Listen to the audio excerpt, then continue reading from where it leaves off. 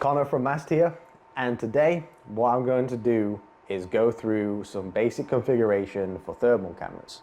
What I have in front of me is a -T model, which is the temperature measurement, and a non-T model, which is without temperature.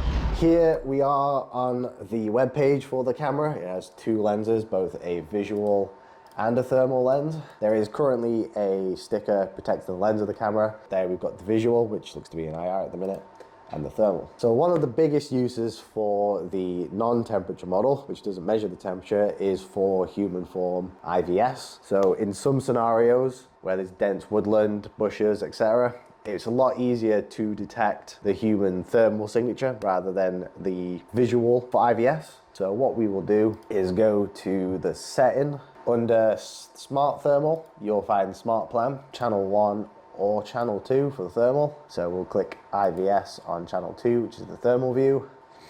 Go to IVS on Channel 2, create an IVS rule, which then goes through all the classic IVS options.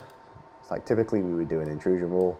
You would draw this around the zone that you want to be detected, appear and cross for thermal, and then you can do also audio linkage or warning light. So let's save that. And there we have an IVS rule saved on the thermal side on the non-temperature model. The non-temperature models are capable of heat detection as well. So if you enable heat detection, it will detect things like fires after a certain temperature threshold. So even though it doesn't measure temperature, you still get that fire detection. Cold detection, if you've got the Smart Plan set, or even smoking detection. Flicking over to the temperature model, if I go to the live view of this camera, you'll see both a visual and thermal lens. So a neat little thing you can do is just click on the live image and see the temperature on any point. This camera is useful for scenarios where you want to detect fire before it happens. A lot of the time we see these on recycling centers, in piles where there could be heat, which is a fire risk. This camera can notify you of that risk before it happens, and it can even link through alarm outputs to sprinkler systems or other methods of putting out that fire. So if you want to go about doing that, what you can do is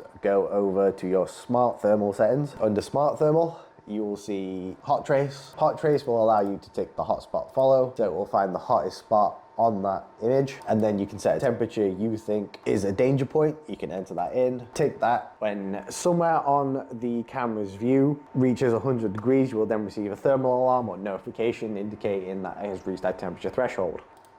And then you could do audio linkages through this, you could do alarm linkages through this, whatever you require in the scenario to trigger a warning system to let you know that this is at the risk temperature and to trigger that system. Even the temperature camera can detect fire. Even with your IVS enabled, you can still get human form notifications in those hard to see areas, but you can also enable heat. So this is more of a fire detection. So this will happen after the event. All you have to do is go to the heat side, enable, and then when a fire is detected, it will then trigger. Obviously this is for after the event. The temperature model would be for the pre-event. The temperature model also has the heat functionality as well. So if you want to be double safe, you can enable both heat and also the hot trace. So you can have a temperature before the event and when the event is also going on. As well as that, temperature model can do what the non-temperature model can do. Again, IVS cold detection, IVS up in the same way, or just heat to back up that fire detection.